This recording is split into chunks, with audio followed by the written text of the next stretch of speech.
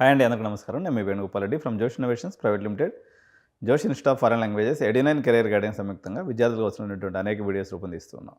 Intermediate results మరో 2-3 రోజుల్లో రాబోతూ ఉన్నాయి. తెలంగాణలో, ఆంధ్రప్రదేశ్లో ఇంకొక 1 వీక్ 10 డేస్లో రాబోతున్నాయి. జేఈ మెయిన్ సెషన్స్ని మీరందరూ ఎంతో ఇంట్రెస్టింగ్గా రాస్తున్నారు. ఈ మంత్ మొత్తం కూడా ఎగ్జామ్స్ టైం నడుస్తూ ఉంది. మీరంతా కూడా ఈ యొక్క హీట్లో నిమగ్నమై ఉంటే, మరోవైపు సాఫ్ట్వేర్ కంపెనీస్ అన్నీ ఉన్న ఉద్యోగాలను ఊడబెరికే పనిలో ఉన్నాయి.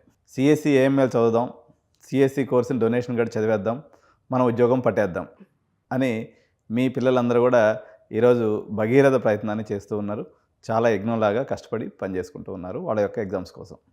వరాకిల్ లాంటి అత్యున్నతమైనటువంటి సంస్థ, అమెరికాలోని టాప్ 15 కంపెనీస్లో కంపెనీ ఇది. దశాబ్దాల చరిత్ర, ప్రొడక్ట్ డెవలప్మెంట్ కంపెనీలో ఒక దిగ్గజం.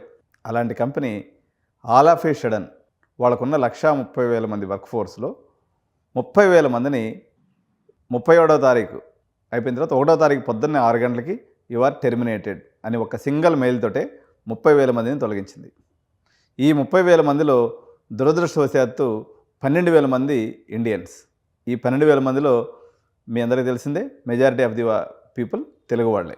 ఫస్ట్ ఆఫ్ ఆల్ మా దగ్గరికి కెరియర్ కౌన్సిలింగ్కి రోజు ఒక 15 మంది 20 మంది వస్తూ ఉంటారు. సార్, సిఎస్సిలో ఏం బ్రాంచ్ తీసుకుంటే ఏ కెరియర్ ప్రూఫ్ ఉంటుంది అనేటువంటి క్వశ్చను సాఫ్ట్వేర్ ఇంజనీర్గా ఉన్నటువంటి తల్లిదండ్రులు కూడా మమ్మల్ని అడుగుతూ ఉన్నారు. ఒక పెద్ద డైలమా సిచ్యువేషన్ మేము కూడా ఎదుర్కొంటూ ఉన్నాం. ఎన్ని గంటలు రీసెర్చ్ చేసినప్పటికి కూడా ఇది ఒక అంతు చెక్కినటువంటి చిదంబర రహస్యంలాగే మాకు అనిపిస్తూ ఉంది. కొన్ని సందర్భాల్లో మేము సైకోమెట్రిక్ టెస్ట్ పెట్టినప్పుడు వాళ్ళకి మెగాట్రానిక్స్ అనో, మెకానికల్ అనో, ఏరోనాటికల్ అనో, బిజినెస్ మేనేజ్మెంట్ అనో చెప్తారు. తీరా పేరెంట్ ఏమంటారంటే, సార్ ఏఎంఎల్ ఏదైనా జాయిన్ చేయండి సార్ అంటారు. అన్ని బ్రాడ్కాస్టింగ్ ఛానల్స్, అన్ని న్యూస్ పేపర్స్, అన్ని ఏజెన్సీస్, మొత్తం మీద సాఫ్ట్వేర్ ఇంజనీరింగ్ పుట్టిన తర్వాత, లేకపోతే కంప్యూటర్ సైన్స్ వచ్చిన తర్వాత ఇది అత్యంత క్లిష్టమైనటువంటి పరిస్థితి. ఇప్పటి వరకు చాలామంది మిత్రులందరూ ఏం చెప్పారంటే, కాల్ సెంటర్ జాబ్స్ పోతాయి, సో ఒక పిరమిడ్లో గ్రౌండ్ లెవెల్లో ఉన్నటువంటి జాబ్స్ ఏదైతే ఉన్నాయో అవన్నీ ఎగిరిపోతాయి అన్నారు. బట్ ఇప్పుడు వరాకిల్ చేసిన పని ఏదైతే ఉందో, మిడ్ లెవెల్ మేనేజ్మెంట్లో ఉన్నటువంటి దాదాపు ఒక 10 నుంచి 15 సంవత్సరాలు సింగిల్ కంపెనీలో పనిచేసేటువంటి వాళ్ళకు కూడా restructuring, reshaping and inventing or వాళ్ళ యొక్క పెట్టుబడులు క్లౌడ్ ఇన్ఫ్రాస్ట్రక్చర్స్కి పెట్టడం అనేటువంటి ఒక దానికి ఫండ్స్ అవైలబిలిటీ చేసుకోవడంలో భాగంగా ఈ యొక్క రిమూవల్ అయితే జరిగింది. ఒక్కసారిగా హైదరాబాద్లో ఉన్నటువంటి ఐటీ సంస్థలన్నీ కూడా ఇప్పుడు ఈ 30,000ని తీసేయడమే కాకుండా మరిన్ని లే ఆఫ్లు ఉంటాయని కూడా వరాకిల్ ఇండైరెక్ట్గా మనకి సందేశం ఇవ్వడం జరిగింది. ఈ మొత్తం స్టోరీలో పేరెంట్స్ దిక్కుదోచినటువంటి పరిస్థితిలో ఉన్నారు. ప్రతి పేరెంట్కి తెలుసు సిఎస్సి దెబ్బ అయిపోయింది, అమెరికాకు పోయేటువంటి ఎంఎస్ ఆప్షన్స్ కూడా దాదాపు కనుమరుగైపోయినాయి. సిఎస్సి తప్ప ఏ ఆప్షన్కి వెళ్ళినా జాబ్స్ అంతంత మాత్రంగా ఉన్నాయి కదా, 20-30 జాబ్స్ వస్తున్నాయి. మెకానికల్, సివిల్, ట్రిపుల్ తీసుకుంటే మరో ఎల్లయ్య పుల్లయ్య వచ్చేసి అసలు బీబీఏకి ఉద్యోగాలే ఉండవంటాడు. ఇంకొక ఆయన వచ్చేసి అసలు బీటెక్ లేనిది జీవితమే లేదంటాడు.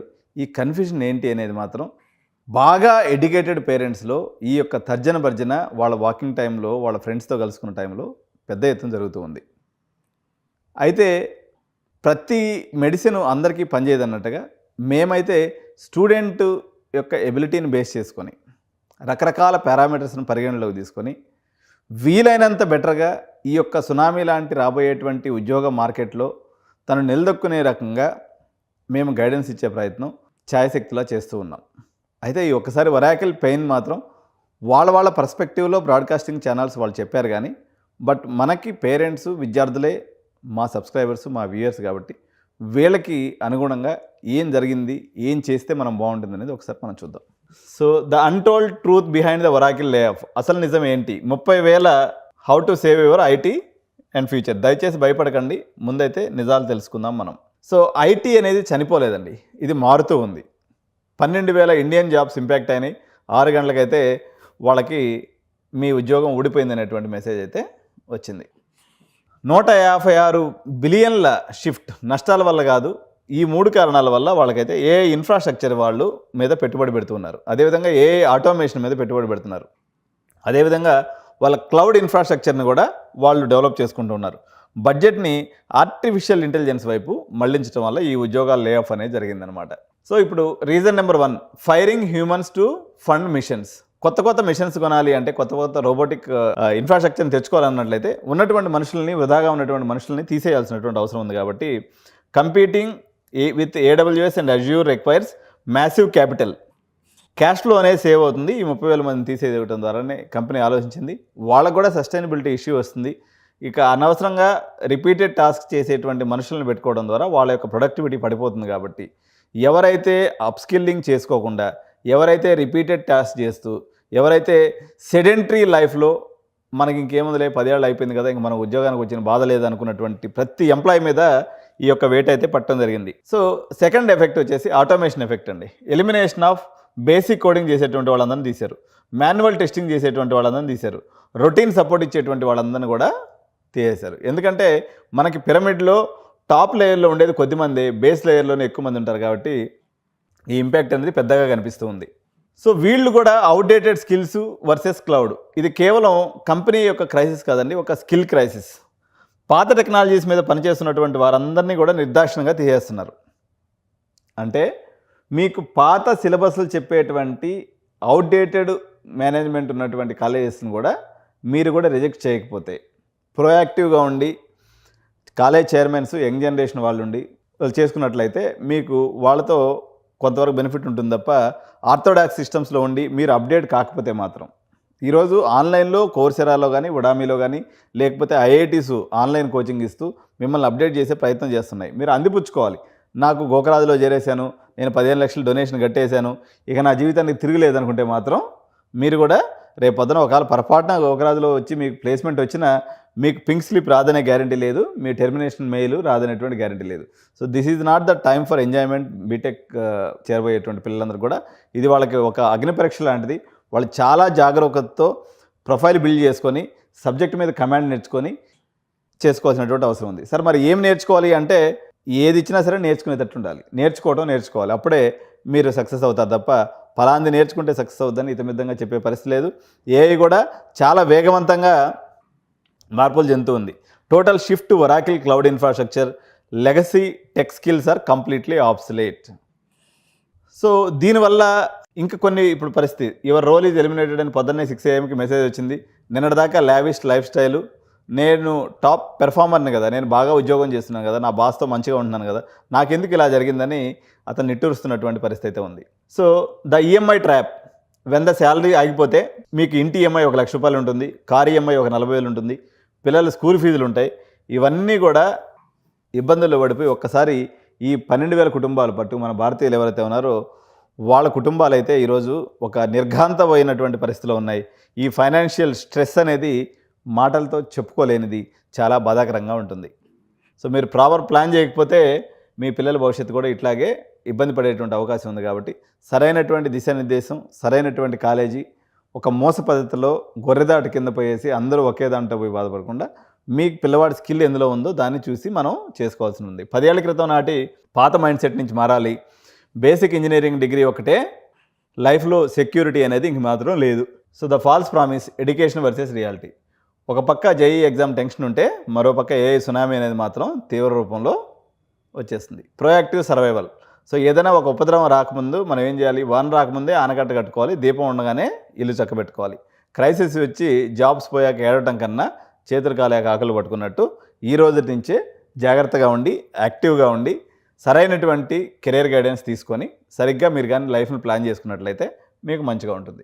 రాబోయే టెక్ క్రైసిస్ని తట్టుకునేలాగా ప్లానింగ్ ఉండాలి. అడ్వాన్స్ స్కిల్స్ని మీ యొక్క సబ్జెక్ట్లో భాగంగా చేసుకోవాలి. అనవసరమైనటువంటి ఆడంబరాలకు పోయి ఫైనాన్షియల్ డిసిప్లిన్ లేకుండా చేసుకొని లోన్లు తీసుకొని ఆగమైపోకుండా ఉండాలి. మీకు శక్తికి మించి డొనేషన్ ఒక 20 లక్షలు, మీకు 5 లక్షల కెపాసిటీ ఉందనుకో సంవత్సరానికి, మీరు ఒక 20 లక్షలు డొనేషన్ అప్పు తీసుకొచ్చి కట్టి మీరు మునగటం కాకుండా పిల్లలను కూడా మీరు ఒక ఫైనాన్షియల్ క్రైసిస్లోకి పెడతారు. మీ శక్తి ఎంతవరకు ఉంటే అంతవరకు కాళ్ళు ముడుచుకోవాలన్నది దీని యొక్క సారాంశం. అంతేకాకుండా ఫ్యూచర్ ఎడ్యుకేషన్ ఎక్కడైతే ఇస్తున్నారో, మీ దగ్గర 20 లక్షలు డొనేషన్ కట్టే కెపాసిటీ ఉందనుకోండి, దాంట్లో నుంచి ఒక 10 లక్షలు తగ్గించి కట్టుకొని ఇంకో 10 లక్షలకి అప్స్కిల్లింగ్ మీద మీరు పెట్టుకోవాల్సినటువంటి అవసరం ఉంది తప్ప మొత్తం తీసుకెళ్ళేసి ఒక ల్యాండ్ లార్డ్ చేతిలోనో లేకపోతే ఒక వ్యక్తిని నమ్మో మీరు ఆ 20 లక్షలు ఆయన అప్పచెప్పేస్తే ఆయన 20 లక్షలు తీసుకుని రియల్ ఎస్టేట్ వ్యాపారం చేసుకుంటాడు, మిమ్మల్ని నట్టేట్లో ముంచేస్తాడు. కాబట్టి మీకున్నటువంటి దాంట్లో నుంచి 50% అప్స్కిల్లింగ్ పెట్టుకోండి. మంచి కాలేజీలో మీకున్న శక్తి మేరకు తీసుకోండి. ఇప్పుడు మీకు 5 లక్షల కెపాసిటీ ఉందనుకోండి, 2.5 లక్షలు కట్టే కాలేజీలో డొనేషన్ కట్టండి.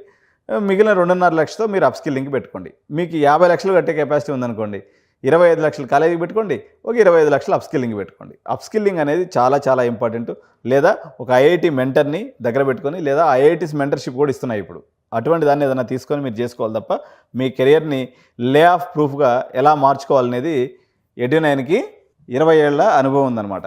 సో పేరెంట్స్ వచ్చేటప్పుడు చాలామంది ఒక విచిత్రంగా మాట్లాడుతూ ఉంటారు. సార్ ఏఎంఎల్ అంటే ముళ్ళుని ముళ్ళుతో చేయొచ్చు అనేటువంటి మన నాయనమ్మలు చెప్పే సామెతని పేరెంట్స్ ఇప్పుడు కూడా ఇంప్లిమెంట్ చేస్తున్నారు. ఏ వల్లే ఉద్యోగాలు పోతున్నాయి కదా, మనవాడికి ఏ నేర్పించేస్తే ఉద్యోగం ఉంటుంది కదా అని చెప్పేసి ఒక అనుకుంటున్నారు. యాక్చువల్గా మీ ఆలోచన తప్పు కాదు, కానీ ఫస్ట్ మీ పిల్లవాడు లాజికల్ స్కిల్స్, తర్వాత న్యూమరికల్ స్కిల్స్, సోషల్ స్కిల్స్, ఇట్లా అనేక రకాలైనటువంటి స్కిల్స్ ఉండాలి. ఏ నేర్చుకోవాలంటే ఊరిని ఎవరు పడితే వాళ్ళు చేయలేరు. ఏ అనేది చాలా మ్యాథ్స్ ఇంటెన్సివ్ ప్రోగ్రామ్ అనమాట. మీ బాబుకి ఆర్టిస్టిక్ బ్రెయిన్ ఉందనుకోండి, వాడిని తీసుకొచ్చి ఏఐలో వేస్తే వాడు మామూలుగా అట్టర్ ఫ్లాప్ అయిపోతాడు. మీ బాబుకి ఫంక్షనల్ ఏఐ చేసే కెపాసిటీ ఉందనుకోండి, వాడిని తీసుకెళ్ళి ప్రొడక్ట్ సైడ్కి పంపించాలనేటువంటి ఆశ మీరు పడ్డారనుకోండి, అట్లా కూడా ఇబ్బంది పడతారనమాట. సో ఇది చాలా టెక్నిక్తో కూడుకున్నటువంటి వ్యవస్థ. మీరు వేణుగోపాల్ రెడ్డి ఒక్కడే కెరీర్ గారని నేను అన్నాను. అనేక మంది వ్యక్తులు వ్యవస్థలో మంచి పొజిషన్లో సాఫ్ట్వేర్లో ఉన్నటువంటి వాళ్ళు కానీ ఈ యొక్క పిల్లల్ని అనలైజ్ చేసి వాళ్ళకి గైడెన్స్ ఇవ్వగలిగినటువంటి ఏదో ఒక మంచి వ్యక్తి, మంచి యొక్క సోర్స్ని పట్టుకొని మీరు రీసెర్చ్ చేసి దిక్కపోతే 100 మంది బీటెక్ చేస్తే కేవలం 20 మందికి ఉద్యోగం వస్తుందండి. ఫస్ట్ ఆఫ్ ఆల్ మీరు ఆ రింగ్లో ఉన్నాడా లేదా మీ పిల్లవాడు తెలుసుకోకుండా మీరు డబ్బులు తగలబెట్టేస్తే అది లాస్ వస్తుంది. లాస్ రావడమే కాకుండా మీ బాబు దుఃఖానికి గురవుతాడు. ఇప్పుడు చూడండి, ఈ 12,000 మంది మాట తలుచుకుంటేనే గుండె తెరక్కుపోతుంది. ఎవరైనా ఒక ఫ్యామిలీ మ్యాన్గా ఆలోచించండి. సడన్గా ఉన్నట్టుండి ఉద్యోగం పోయి బయట మార్కెట్లో జాబ్స్ అనేది లేక వాళ్ళు వరాకిల్లో చేశారండి. They are from the very good reputed colleges. నాకు తెలిసి ఐఐటి ఎన్ఐటీస్లో చదివి వాళ్ళు అక్కడి నుంచి ప్లేస్మెంట్ అయ్యి ఈరోజు 40 లక్షలు 50 లక్షల రూపాయలు, దాదాపు 15 ఏళ్ళ ఎక్స్పీరియన్స్ అంటే 60-70 లక్షల రూపాయల ప్యాకేజీలో ఉన్నటువంటి వాళ్ళు ఉద్యోగాలు పోయినాయి. వాళ్ళు ఎంతో హోప్స్ని పెట్టుకొని బిల్డ్ చేసుకున్నటువంటి సామ్రాజ్యం. మీరు ఇంకా అయోమయంగా గోకరాజులో ప్లేస్మెంట్ చేస్తారు, లేకపోతే సిబిఐటీలో ప్లేస్మెంట్ చేస్తారు, ఆడిపోతే మన జీవితం మారిపోతుంది. ఇట్లా కాదు. ఫస్ట్ మీకంటూ ఒక క్లారిటీ ఉండాలి. చాలామంది విద్యార్థుల్లో మేము గమనిస్తున్నటువంటిది, చాలామంది మమ్మల్ని తిట్టుకోవచ్చు, మన ఇన్ఫోసిస్ నారాయణమూర్తి గారిని కానీ లేకపోతే నారాగా చెప్పేవాళ్ళని కానీ, రోజుకు 12 గంటలు కష్టపడాలమ్మా. కష్టపడింది ఏది రాదు. ఈ కష్టపడేటప్పుడు స్మార్ట్నెస్తో కూడుకున్నటువంటి కష్టాన్ని మనం పిల్లలకు అందించాలి. పేరెంట్స్గా మీరేం చేస్తున్నారంటే, ఎక్కడ ఈజీగా పాస్ అవుతారు యూనివర్సిటీలో తీసుకుపోయేసి 100% డోర్స్ ఓపెన్ ఉన్నటువంటి ఇక్కడికి పోయేసి ఎటువంటి సెక్యూరిటీ లేకుండా వాడు చెప్పి చదువుతో వచ్చి రాని డిగ్రీ చేత పట్టుకొని బయటకు వస్తే మీ పిల్లలు ఎంతో బాధపడతారు. దాని బదులు మీరు మీ వరికాయలోనో లేకపోతే గొడ్ల సావిట్లోనో లేకపోతే ఇంకో దగ్గర పెట్టుకుంటే వాడు అట్లీస్ట్ ఆరోగ్యంగా ఉంటాడు, మీ కళ్ళ ముందన్న ఉంటాడు. చేతన అయితే మంచి కాలేజీలో వాడి క్యాపబిలిటీని బట్టి జాయిన్ చేయండి. లేకపోతే మీ వ్యవసాయం చేసుకోండి. సత్యనారాయణ గారు చెప్పినా, లేకపోతే మన క్లాడ్ సీఈఓ చెప్పినా, లేకపోతే మైక్రోసాఫ్ట్ సీఈఓ చెప్పినా అందరూ చెప్పేది ఒకటే మాట. సిస్టమ్ ముందు పనిచేసే ఏ ఉద్యోగమైనా సరే ఆ టాప్ 20% ఉండేవాళ్ళు తప్ప మిగిలిన వాళ్ళు నిలబడే అవకాశమే లేదని చెప్పేసి పెద్దలందరూ కూడా చెప్తున్నారు. మా అనుభవం కూడా అదే చెప్తుంది. మేము అమీర్పేటలో ఇన్స్టిట్యూట్ పెట్టిన తర్వాత చాలా మార్పులు చూసాం. క్షణానికి మార్పు వస్తుంది. మేము అప్డేట్ అయ్యి స్కిల్లింగ్ చేస్తున్నప్పటికి కూడా యాక్చువల్గా మాది ప్లేస్మెంట్ కంపెనీలో ప్లేస్మెంట్గానే ఎక్కువ కంపెనీగా ఎదగాలని అనుకున్నాం. కానీ మార్కెట్ చాలా చాలా గలీజ్గా, వాలటైల్గా, వరస్ట్గా ఉంది. నేను కంప్యూటర్ సైన్స్ డిపార్ట్మెంట్లో ప్రొఫెసర్ని, ఒక కాలేజీకి డైరెక్టర్ని, ఇన్నేళ్ళు కన్సల్టెన్సీ ఫీల్డ్లో ఉన్నా. మేము సాఫ్ట్వేర్ ట్రైనింగ్ రన్ చేస్తున్నాం. కానీ 100% ఇది ఖచ్చితంగా ఇది చేస్తే జాబ్ వస్తుంది అని చెప్పే పరిస్థితిలో నేనే కాదు, పెద్ద పెద్ద కంపెనీ సీఈఓస్ కూడా లేరు. కాకపోతే ఉన్న దాంట్లో మెరుగ్గా నేను కాంపిటీషన్లో పెట్టడానికి అవసరమైనటువంటి ఒక భరోసాని, లేకపోతే ఒక విధానాన్ని, ఒక మెథడ్ని మేము చెప్పగలిగిన వాళ్ళమే తప్ప మా పరిస్థితి ఇట్లా ఉందంటే మీరు సగం నాలెడ్జ్తో, హాఫ్ నాలెడ్జ్తో, తెలియని వాళ్ళు చెప్పిన మాటలని మీ ఆస్తులు అమ్మి లేకపోతే ఇంకోటి అమ్మి ఓవర్ హైప్గా మీ పిల్లవాడి గురించి ఆలోచించుకొని మీరు తీసుకెళ్ళేసి మీరు చేస్తే ఆగమైపోతారు. సో ప్రాపర్ గైడెన్స్ తీసుకోండి. ఏమవుతుందండి, 10,000 రూపాయలు కడుతుంది. మీకు సైకోమెట్రిక్ టెస్ట్ పెడుతున్నాం, మళ్ళీ మీకు సమ్మర్లో క్యాంపు కోచింగ్ ఏర్పాటు చేస్తున్నాం, ఎంతో కొంత నాలెడ్జ్ని మీకు షేర్ చేస్తున్నాం. మీరు కట్టినటువంటి రూపాయికి వాల్యూ ఫర్ ఎడిషన్ ఎడ్యునైన్ ఎప్పుడు చేస్తూ ఉంటుంది. సో వరాకిల్ లేఆఫ్స్ అనేవి చాలా పెద్ద కుదుపు. దీని గురించి పేరెంట్స్ అందరూ కూడా సీరియల్ ఆలోచించండి. సిఎస్సికి వెళదాం అనుకునేటువంటి పేరెంట్స్, సార్ సిఎస్సి డేటా సైన్స్లో అయితే మావాడు సెక్యూర్డ్గా ఉంటాడా, సిఎస్సి ఏఎంఎల్ సెక్యూర్డ్గా ఉంటారా, సిఎస్సిలో సెక్యూర్డ్గా ఉంటారా అంతా ఒకటే రాయండి. రాయి పళ్ళు రాలగొట్టిన దానికి ఏ రాయి అయితే ఏందనేది మొత్తం మీద వీళ్ళందరూ చేరే గమ్యస్థానం ఒకటే. ఇది మీరు గుర్తించాలి. సార్ సాఫ్ట్‌వేర్ ఇంజినీరింగ్ చేయకపోతే పిల్లల్ని ఇవ్వట్లేదు. ఆ జమానా మారిపోయింది. ఆడపిల్లల తల్లిదండ్రులు చాలా ఫాస్ట్‌గా ఆలోచిస్తారు. వాళ్ళు కూడా అప్డేట్ అయ్యారు. సాఫ్ట్‌వేర్ ఇంజినీర్‌కి ఇక మీదట పిల్లల్ని ఇవ్వకూడదని అనుకుంటున్నారు కాబట్టి మీరు కూడా రింగ్ తీయాలని మనవి చేసుకుంటూ, సో ఇలాంటి మరిన్ని అప్డేటెడ్ వీడియోస్ కోసం 89ని తప్పకుండా సబ్స్క్రైబ్ చేయండి, లైక్ చేయండి, బెల్ బటన్ నొక్కడం మాత్రం అస్సలు మర్చిపోవద్దు. Thank you so much. జై హింద్, జై భారత్.